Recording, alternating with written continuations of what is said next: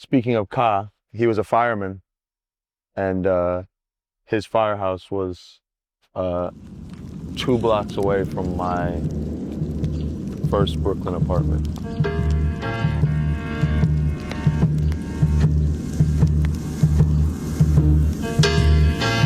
There was no day for him now, and there was no night. There was but a long stretch of time. A long stretch of time that was very short. And then the end. Toward no one in the world did he feel any fear now, for he knew that fear was useless. And toward no one in the world did he feel any hate now, for he knew that hate would not help him. Hi, I'm Sayou with the Griots here today at Navy Blues album listening party for Surrender. He invited the team after we did the sit-down interview with him, so looking forward to it. Hopefully he's going to perform. Super excited to be here. We're in Soho at the Stone Island store. Excuse my sweat, it's so humid. It was like 90 degrees today. Actually like 100 in the city, so. I first spotted Navy Blue stashed away in the gated artists and friends section of Mike's Young World Festival. It was past 10 p.m. and dark in Herbert Von King Park. Musical performance had ended for the day, but I lingered around along with my cinematographer Miles and our new friend Aaliyah, who essentially got me in this interview that you're watching now. I call him Navy Blue because Sage denotes an informality to our relationship that doesn't exist. I'm a journalist, and he was my last subject of the night I hope was willing to talk to me. He didn't. Well, actually, he did. Declining the interview then and there because, in his words, he had just spent a lot of time talking. He proposed a meetup at the very same park in the next day or so. I was extremely skeptical and didn't think the interview would happen. You see, I'm not a Navy Blue or Sage elsesser superfan, and I'm also not great at first introductions. This was Miles and Aaliyah's moment, genuine fans, and I was a self-serving journalist thinking about my platform. I knew of him for sure, the ridiculously beautiful skater-turned-rapper who exudes coolness from his pores. I'd even seen him live when he opened up for Mike last year on the Artist of the Century tour. Reflections, track 5 on his album, Surrender, is on our official playlist, the final release in the trilogy endeavor that includes albums, Memoirs in Armor, and The Sword and the Soaring. Standing a few feet away from him that Saturday night, I wasn't starstruck, but curious.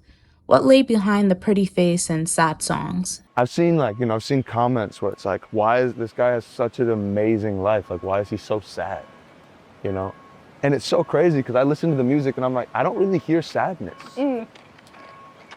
Oftentimes I'm like, you know, just reflecting on where I was with gratitude. Like, wow, I went through all of that to be here, you know, like to sit with you guys and you know, it's not always like, you know, it's not a cakewalk, it's not sweet all the time, but like that's what life is.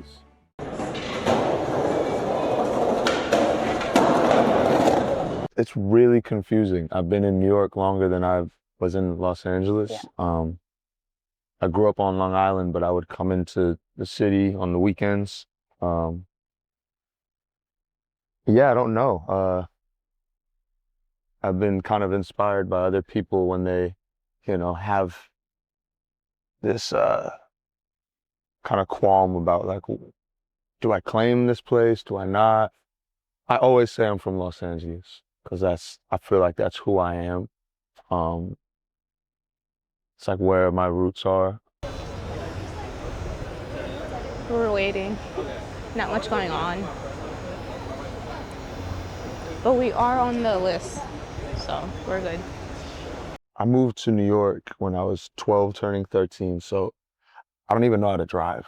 You know, that's one of the things that's like deeply embarrassing, but it's like it's something that I gotta do. I never learned how to drive. So even when I'm back home in LA and I'm like, oh, I'll just walk, like it's like half a mile or something. It's like people looking at you crazy for walking on those streets.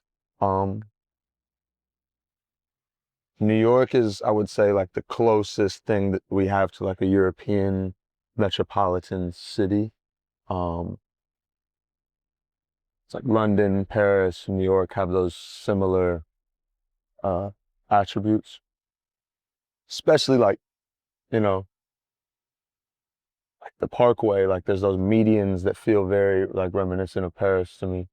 Um, proximity. Everything's very condensed. People ride bikes here. People ride the train.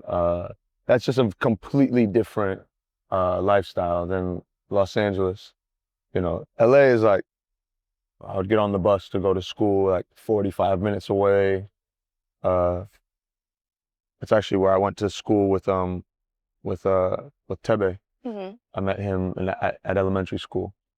His mother is a professor at UCLA, so we both attended the elementary school on the UCLA campus.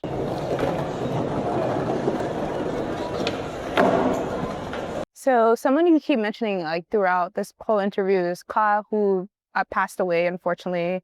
It was a loss for you personally and also just like the hip hop community. Mm-hmm. Like, how has it been your process like dealing with that grief? Like, where are you now? When you no longer hear me, I'm here. When you no longer see me, I'm free. I'm from the field, made use of my shield. When you no longer hear me, I'm here. In my own experience, you know, and how I grieve, I just feel so lucky to even have had any kind of relationship with him. Extremely lucky to have experienced like a love and care like that from someone that I was like just a fan of, you know, like I studied his work, and then to meet him and get to know him and become like, to see him as family.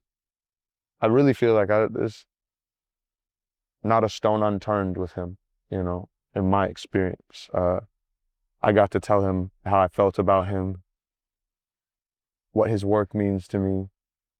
And I mean, it comes in waves. That's grief.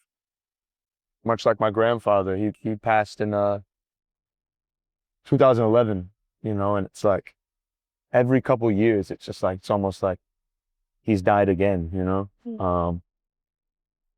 Especially there are times I'm like, wow, what would I ask him, you know? Not what would I ask him, more so like, I'll be faced with a challenge. I'm like, oh, I wish I could ask him. And then I remember like, he's an ancestor, like I can access him, you know? I just have to be open-minded and willing enough to receive it, you know? Just because I might not be hearing his voice like in the present moment, I still have his teachings, and they like kind of echo through my life and my experiences. And I feel the same way about Kyle, you know? Even with, you know, that thing we were speaking about, he would always tell me, yo, bust your gun. He'd always say, bust your gun. Like, I'm just like, yo, be proud of what you do, you know? Like this shit is tough, you know? It's not for everybody, but it's like, you know? And he also kind of like, he tasked me with this thing. He's like, yo, I want you to reclaim conscious rap. Mm-hmm. You know? He's like, none of that, like the way that they see it, and like, he's like, you're conscious of what you're saying. Hey, thank you so much for inviting us. No, my pleasure. My friend Mouse is over there. Okay. All right. Navy Blue has been like the project where I really get to hone in on like who I am as a human. And I think I've done a great job of showing like through my discography, like my growth. You can literally see like my first projects, I was whispering into a iPhone headphones, you know, wanting my vocals to be like tucked and buried within the music because I didn't want to be heard. And then slowly by slowly, it's like the mixes get better, and it's like I want to be heard. I want to sit on top of the music. I don't want to be tucked in there, you know. I want to be tucked in, but like not, you know, Wrapped up too tight. Yeah. I don't want to be like, I also don't want to be bound by my thoughts. Like I think it's important to be able to express it and just get it out. This is a Brooklyn-bound 2 express train. The next stop is Fulton Street. Stand clear of the closing doors, please. All right. What's it called? So it's called, do you know griot? Like the term griot, West Yeah, of African? course. Yeah, so it's called the griots. Yeah.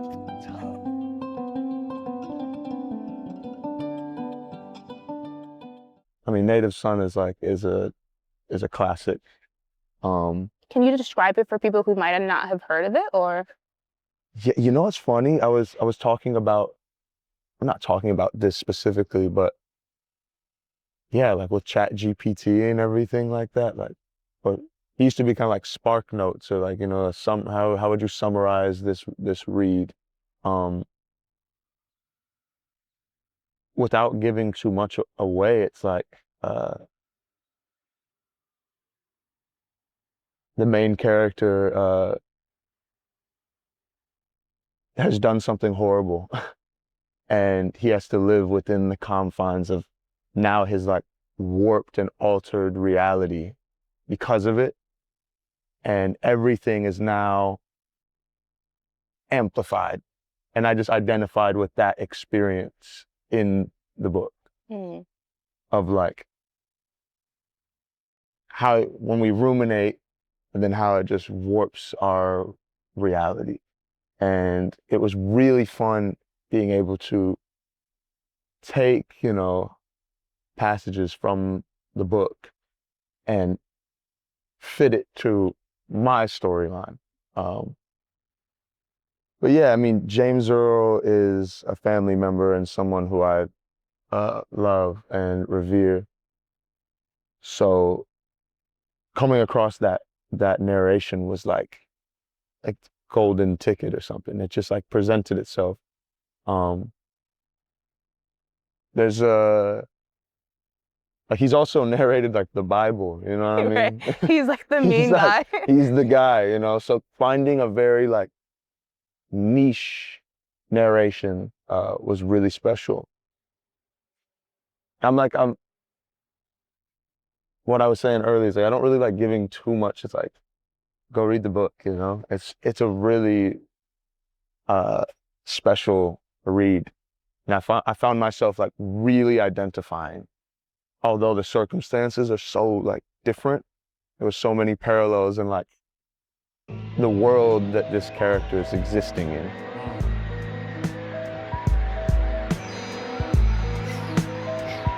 Yeah.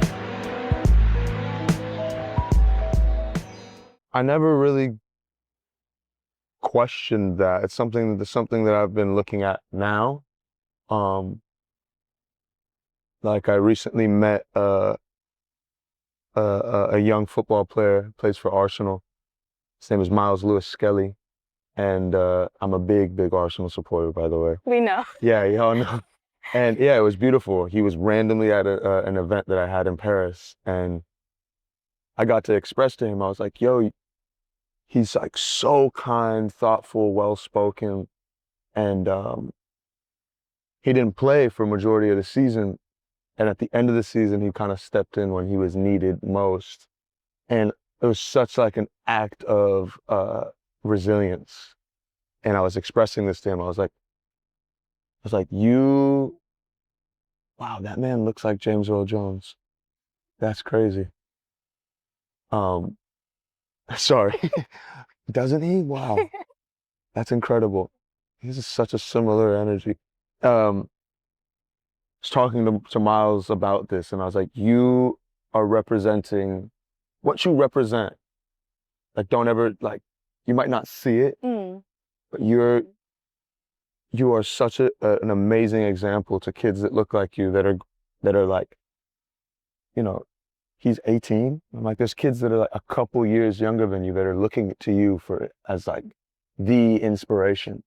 Like it's like anytime you feel like you're not doing enough, like remember that you like even in the times that feel difficult, you have a greater purpose, you know. And after having that conversation, I was reflecting on that. Like, wow, I don't even see myself in that way, you know, being a proponent for like representation.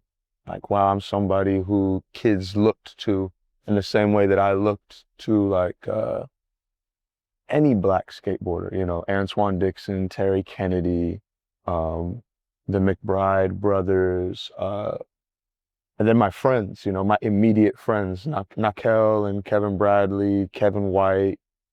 These are people that I always was like, wow, they're so good, they're so cool.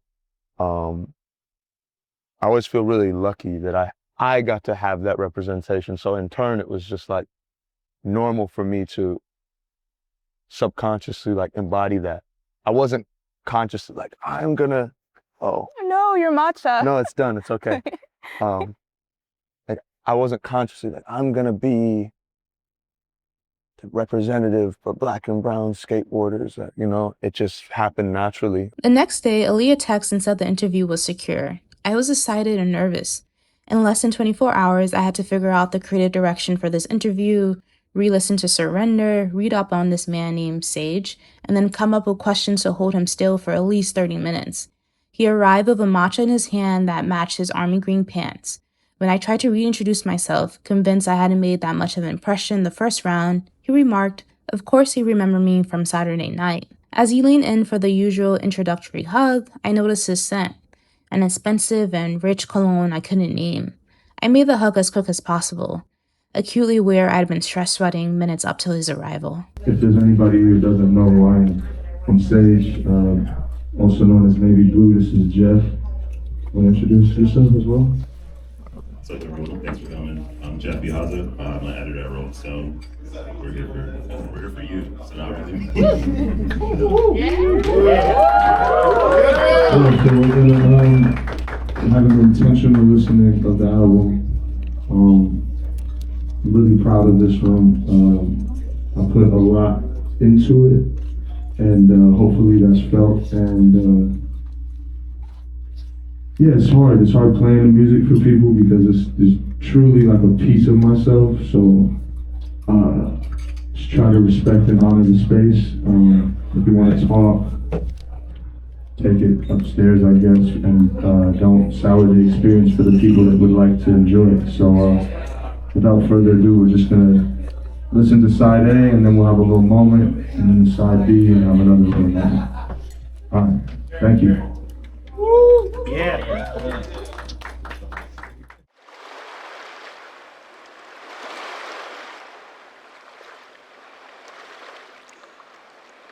But yeah, my grandfather, he showed me early on, like, you know, representation of like mixed race black people, that he was kind of like, yo, like you have a duty, you know, there are going to be times where people are going to, you know, like people will see you as like quote unquote like digestibly black. You know, they will express things to you that they wouldn't necessarily express to me, you know. Like, oh wow, I never, you know. So early on I was considering these things. The Lord, he was not quick. You know, he would probably debate against this, but like he was as close to like perfect as I could ever imagine, you know.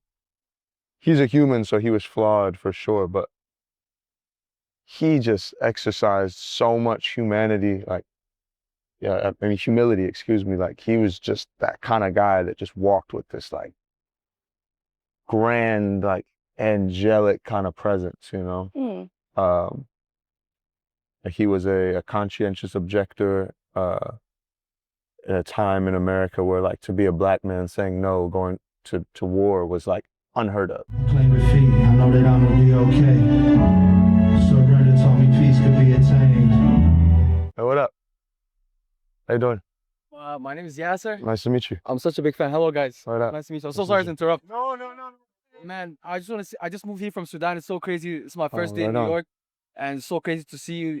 Memoirs really got me through getting out of Sudan. Wow. Door and everything. It really, I don't want to do too much, man, but I'm so grateful. It's a pleasure, brother. I can't wait to listen to Surrender. Sorry to see what's happening back home. It's okay, man. And also, I'm a big Arsenal fan, so congrats on that. Arsenal. So long 22 years. Yeah. So glad to meet you, man. I can't wait. It's a pleasure. I'm gonna go watch the movie. What movie? The short film. Oh, love, yeah, please watch I'm not it. caught up yet, man, but I can't wait to listen. You just got here. Yeah, I got here May 3rd. I was in Baltimore first, but this is my first day in New York. Yo, I'm welcome. meeting my cousin down there. Nice. But I just couldn't even explain to him. I was like, oh, there's a rapper in the park. I need to. That's It was such a beautiful. pleasure, man. It was so nice to meet Man. you. Thank you. Yeah, nice Thank to you meet guys you, so man. much. Love. Good luck. Good luck. Are you in the neighborhood now? Yeah, for now, you know, Cool. just trying to figure out what the next steps I'll are. see you, bro. I Yeah. come here all the time. So Man, it's a pleasure, bro. Thank you so much. love, bro. Send me a message on Instagram or something. Can we take a picture? Yes, Yeah. please. Thank you so much. Yeah, me see you. Man, I'm so happy. We were just like talking about this, so this is great. I have so many friends back home. I can't believe they're not gonna believe this. No way. Man, thank you so much, man. Love, man. Have a good one. He felt there was too much difference Yeah, welcome, between bro. him and them to allow for a common binding or a common life. Only when threatened with death could that happen. Only in fear and shame, with their backs against the wall, could that happen. It's just cool also to be here with Joe, because it's like I would be speaking about this, but we had lived, like I said, lived with this. It took so many shapes and forms of like, maybe it goes here. Like, we wanted to make it feel like one continuous journey, you know, especially those in-between moments, like the moment between Aegis and into Circa, or from Belladonna into Aegis. That like 3-piece is really important, specifically because, you know, I think I see myself as a student, you know. Earl is somebody who, like my big brother, you know, and then I'm kind of mending the gap in that song Aegis. I'm speaking about my earliest memory, witnessing my, you know, going to London and going to my brother's wake, like my first memory, you know. My sisters are here; they were there with me, and kind of like that bridge, that moment, that 3-piece felt like I knew I'd done something there, and it felt cohesive in a bridge between, you know, obviously Tebe, who I see as like my brother, my deceased brother, you know, and then I have this figure like a, you know, I see Kai as like kind of like my Merlin, you know, the guy who like guided me, and you know, like my Miyagi or something, like my North Star. I'm an anxious person, so I wish I was you. I'm always like bound by my thoughts in my head. So No, I'm you. You know, it's not like a wish. You know, we are each other in that way. I just, it's still deeply uncomfortable every time that I'm like, you know. That's why I struggle with performance. You know, on stage, because it's like I don't want the listeners to take it for granted. It's like I have to revisit that place that I go to, the place that I'm pulling from when I'm performing a song. You know, it's hard. It's not easy to do, and you know, much like Miles Lewis Skelly, I'm like, I just want to be that representation for someone. They look and they're like, yo, if he can do it, he can be brave enough to talk about how he really feels. Maybe I can do the same, you know? So that moment, it felt like was a really a special moment. Like I knew I wanted to make that connection there. But sometimes you just know. You know, I remember recording the intro track and expressing to Joe like thoughts that I had about like where we were, and then we started discussing like we want the listener to feel immediately, they were to close their eyes, imagine like a knight tending to a horse, and you know, the town bells ring off, and you know, we wanted to create an environment that you could immerse yourself into. So there was often times when we were trying to figure out like what that felt like. Man, it's so fun. It's so fun creating a world. You also have to just trust your gut. There are so many times where I felt like a certain song didn't need to be there, but I'm someone that believes the first thought is almost always the right thought. So I would move something and be like, you know what? It's right where it was supposed to be.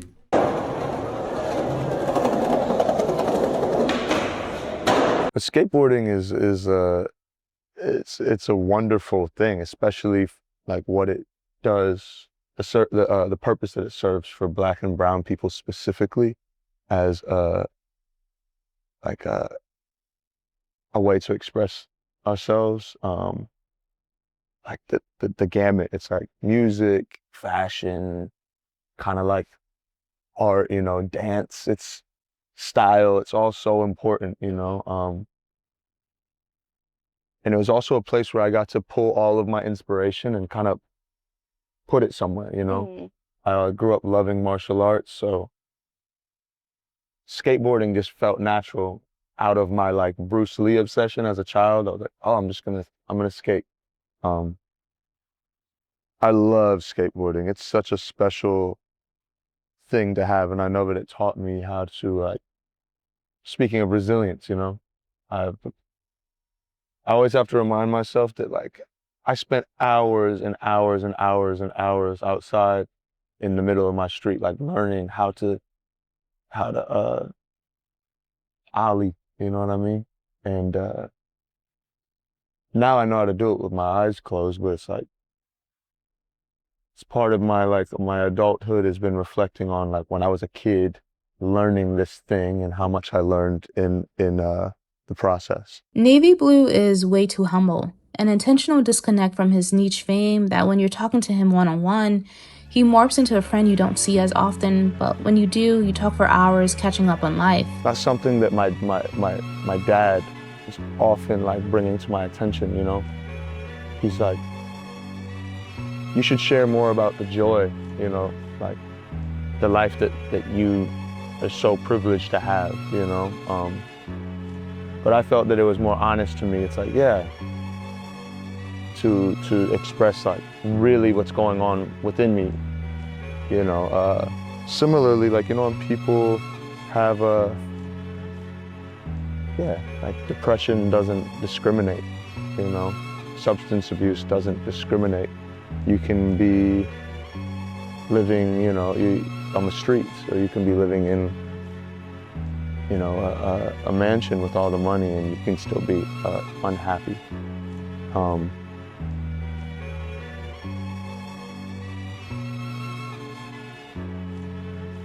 I just felt a need to, I had to like free myself of the stigma around speaking about those things.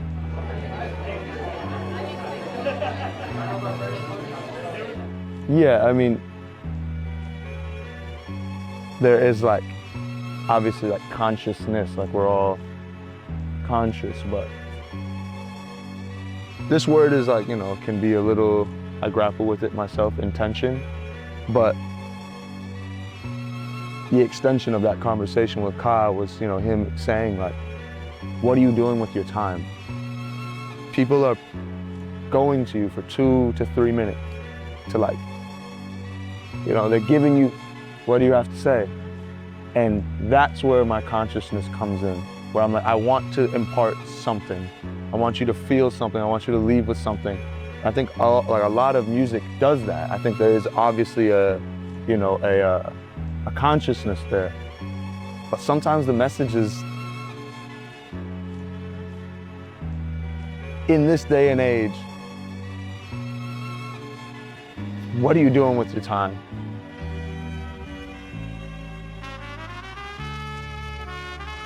All right, we're all set. We just wrapped up the listening party for Navy Blue Surrender. I was able to get a signature and also give him a thank you for being like the first rapper on the platform doing a sit down with us. A really fucking huge rapper on the platform. But yeah, shout out to Navy Blue, Sage.